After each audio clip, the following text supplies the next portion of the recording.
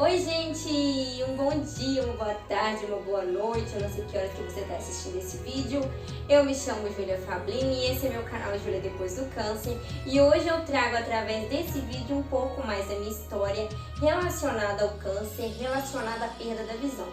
Na verdade, aqui no meu canal já tem um vídeo falando um pouco mais sobre isso.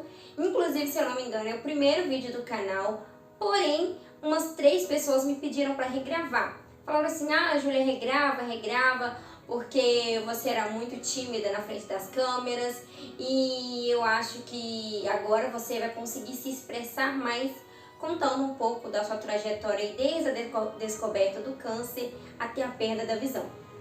Enfim, então eu resolvi atender o pedido dessas pessoas e tô aqui para gravar mais uma vez. Bom, gente, no ano de 2011 eu descobri um câncer, na verdade. Eu sentia, assim, muitas dores de cabeça, tinha muitos mal-estares, tinha muitos vômitos e eu fui no médico N vezes, inúmeras vezes. E toda vez que eu ia ao médico, me diagnosticavam com uma doença. Por exemplo, me diagnosticaram com sinusite, com enxaqueca, com dengue hemorrágica, cada vez era uma coisa. Inclusive me diagnosticaram até mesmo com depressão. Não era nada disso, mas pelo fato de eu ficar desanimada, sempre prostrada, então eles acharam que fosse depressão. Inclusive me medicaram com remédios para depressão por muito tempo. O meu peso normal sempre foi 50, 51 quilos e com esse medicamento, com essa indisposição até mesmo para me alimentar, eu fui para 42 quilos. E um dia já estava sentindo a minha visão escurecendo e embaçada. Para enxergar no quadro da escola, os meus pais resolveram me levar no oftalmologista, porque, como eu já disse, a minha visão estava ficando cada vez pior. E chegando no centro da minha cidade, quando eu piso na praça central ali, para poder chegar no consultório, a minha visão escureceu por inteiro. E acontece que os meus pais me auxiliaram para chegar até no consultório. A médica fez o exame de vista. Ela ficou um pouco assustada com o que ela viu, pois eu não tinha nenhum problema visual, não tinha nada na minha visão, nos meus olhos, mas ela não falou muita coisa. Ela simplesmente fez um encaminhamento para o hospital mais próximo da minha casa, pediu que eu fosse diretamente do consultório para o hospital, que eu não fosse nem em casa para pegar as roupas.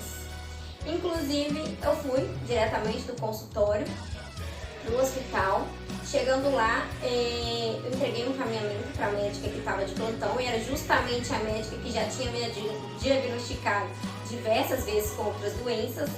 Chegando lá, ela olhou, ficou um pouco assustada e logo de cara já me internou. E sem explicar muitas coisas. E aí, me levaram para um hospital mais renomado daqui da minha cidade, pois eu sou daqui de Minas Gerais, a cidade de Ipatinga. E chegando lá, fizeram uma tomografia e foi diagnosticado câncer. Só que no leito que eu estava, ela não quis contar essa notícia. Ela chamou a minha mãe para um leito ao lado, só que desse leito ao lado que ela estava contando para minha mãe, nesse leito estava vazio, não tinha paciente, então ela chamou minha mãe para conversar e falou que eu estava com um tumor no cérebro que já passava de mais de 5 centímetros e estava rompendo com o nervo óptico, só que do leito que eu estava ao lado deu para mim ouvir tudo. E aí foi aquela correria, liga para cá, liga para lá. No hospital aqui da minha cidade não havia vaga na CTI, então ela conseguiu uma vaga no Hospital da Baleia em Belo Horizonte. E isso foi tudo numa sexta-feira. Quando foi no sábado às 2h30, a gente saiu em uma ambulância para Belo Horizonte. Só que tinha um prazo, eu teria que chegar lá no Hospital da Baleia até 5 horas da tarde, senão perderia a vaga. Então, a gente foi, chegando lá, isso no sábado já, e passou o sábado, o médico que estava encaminhado para tratar do meu problema, ele estava de folga. Passou o domingo e na segunda-feira eu ia fazer a cirurgia, porque eles refizeram todos os exames lá novamente no domingo mesmo. Na segunda-feira eu ia fazer a cirurgia, só que não, a vaga na CTI ainda não surgiu. Quando foi na terça-feira, às 9h15 da manhã, eu entrei pro bloco cirúrgico e saí às 3h15 da tarde. A minha cirurgia durou 6 horas e meia para retirada do tumor. Porém, eu não sabia. Já tinha sido assim, meio que avisada que talvez eu perderia parte do cabelo. Mas, como eu já disse, eu não tinha sido totalmente avisada. E aí o que acontece? Quando eu acordei, né, da sedação, eu já tava com a cabeça enfaixada. E aí o médico conversou comigo, explicou que o cabelo depois crescia de novo e tal. Eu falo tudo isso porque eu estava em plena adolescência. Faltava 2 meses e 21 dias para me completar 16 anos. Agora já faz 11 anos que eu tive câncer, que eu fiz esse tratamento. Inclusive fiz acompanhamento com um oncologista por 5 anos ainda. E aí tinham rapado meu cabelo e eu me hospedei na casa da minha avó, que mora em Belo Horizonte, para continuar o tratamento. Eu achei que teria acabado já o problema, mas veio, digamos, o pior depois, porque eu descobri que eu ia ter que fazer quimioterapia e descobri que teria que fazer radioterapia. E os efeitos colaterais são inúmeros e muito tortuosos. Eu falo que é tortura. Eu fiz 1 ano de quimioterapia e 30 dias consecutivos de menos sábado e domingo de radioterapia. Fiz parte da minha quimioterapia em Belo Horizonte, no Hospital das Clínicas, e outra parte eu fiz aqui na minha cidade, que eu voltei a morar aqui em Patinga, então a outra parte eu fiz aqui na minha cidade mesmo.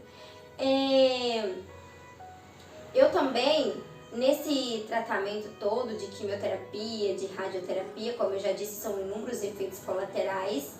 Eu emagreci muito, comecei a entrar em fase de desnutrição profunda e fui para 31 quilos. Como eu já disse, quando eu voltei para minha cidade, ainda fazendo o tratamento, e uma coisa que eu esqueci de falar, que quando eu saí do Hospital da Baleia, que já tinham retirado o tumor, uma parte da minha visão voltou. Só que eu fui perdendo essa visão aos poucos.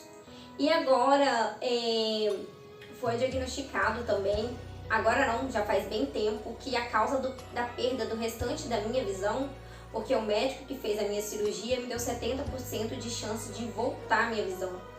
E foi descoberto que por conta da radioterapia, que tem a função de queimar as bordas para ter certeza que não ficou nenhum vestígio de câncer, nenhuma célula cancerígena da onde foi retirado o tumor, essa radiação acabou afetando e por conta disso eu perdi o restante da visão.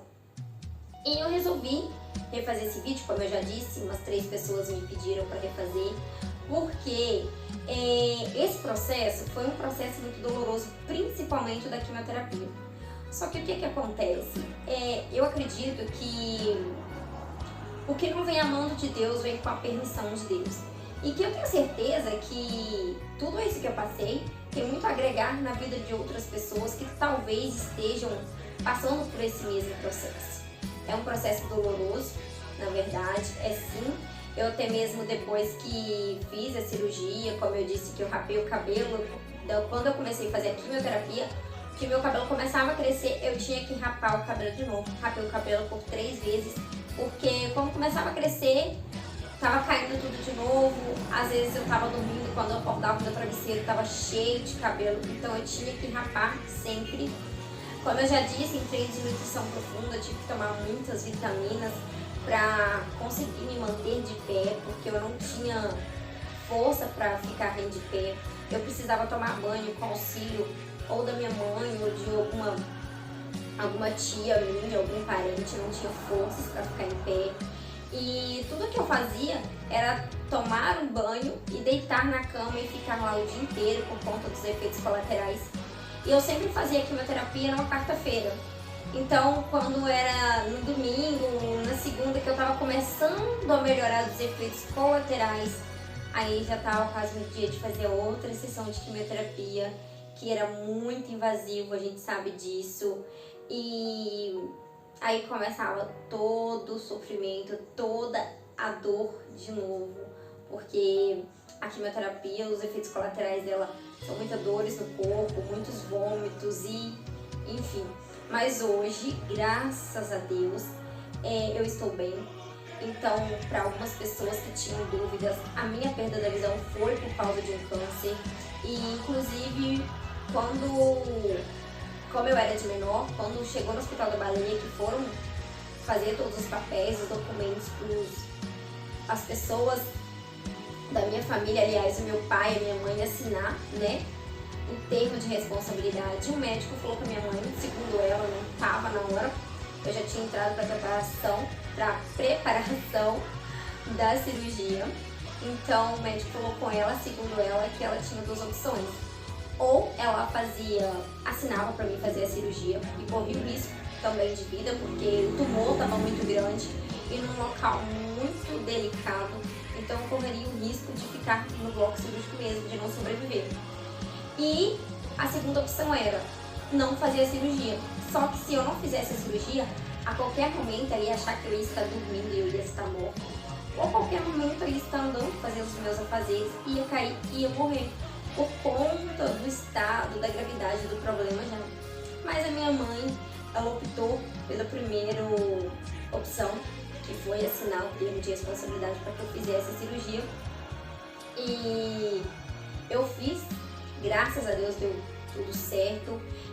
Como eu já disse, eu cheguei no Hospital da Baleia no sábado e fiquei lá sábado até na sexta-feira. Todo mundo achou que eu ia ficar de 2 a 3 meses internada no hospital por conta da gravidade do problema, mas graças a Deus eu fiquei até na sexta-feira. Na sexta-feira eu ganhei alta, como eu já disse, fui para casa da minha avó, fiz parte do tratamento, voltei para Ipatinga, fiz parte do meu tratamento também e graças a Deus hoje eu tô bem. E eu quero deixar uma palavra de motivação para você que está me assistindo. Se você está passando pelo mesmo processo do câncer que eu passei, eu quero te dizer que com força, com determinação, você consegue sim chegar até onde eu cheguei. Não é fácil, realmente é muito difícil. Só quem já passou ou quem tá do lado de uma pessoa que tá passando sabe o quanto é doloroso. E eu, graças a Deus, tive o apoio da minha família. Isso foi fundamental. Foi uma peça assim indispensável, insubstituível para minha memória, para minha melhora. E o apoio da família é muito importante, o apoio dos amigos são muito importantes. E outrora, antes de tudo isso, antes de eu descobrir o câncer e tal, eu tinha muitos supostos amigos, que inclusive quando eu fiz o tratamento, todos me abandonaram, mas no decorrer desse tratamento eu conquistei novos amigos e são amigos que eu levo até hoje comigo.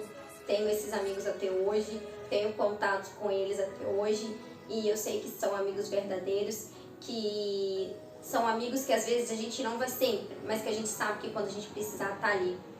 E então eu quero deixar uma palavra para você, não desanima. Que eu sempre falo, você pode não ter força, porque é um tratamento doloroso, é uma descoberta de um câncer. Quando eu descobri que eu tinha câncer, eu fiquei chocada, eu não tive reação nem de desespero, nem de tristeza, nem de nada. Eu acho que eu fiquei tão chocada que eu não sei nem explicar como foi. Mas eu sei como é esse tratamento, então eu tenho autonomia, tenho essa liberdade de falar, porque aqui não é teoria, aqui é realmente uma pessoa que passou por isso. Então é na prática mesmo, passar pela cirurgia, pela quimioterapia, pela radioterapia, todos os efeitos colaterais que são horríveis. Então eu tenho autonomia para falar para você que você não precisa ter força, porque a gente sabe que é difícil, mas você precisa ter coragem, porque a força, Deus te fortalece, mas se você não tiver coragem para enfrentar tudo, como se diz, olhar o problema no olho, cair para dentro e encarar, vai ser mais complicado para você vencer.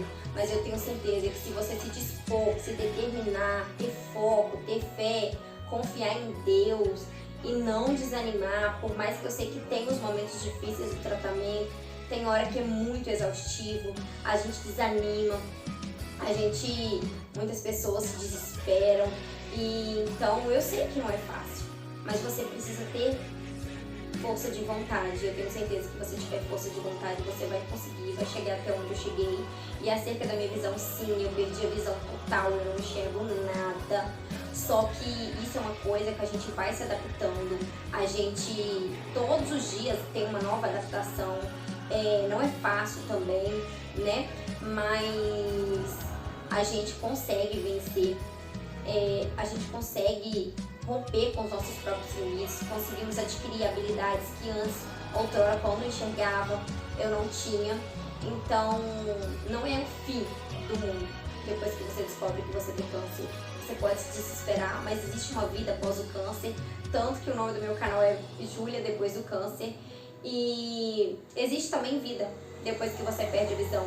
Eu, depois de tudo isso, constituí família, sou casada já há mais de 8 anos, tenho um filho de 3 anos, que inclusive nasceu com hidrocefalia, já fez 7 cirurgias, sendo elas 6 por conta da hidrocefalia. E por que eu tô comentando nesse vídeo que eu falo sobre o câncer, sobre a perda da minha visão?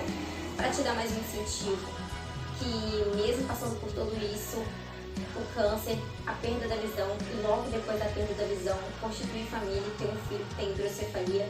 Por quê? Para te provar, para te mostrar que tudo é possível se você crer e se você tiver determinação e força e não desistir dos seus sonhos.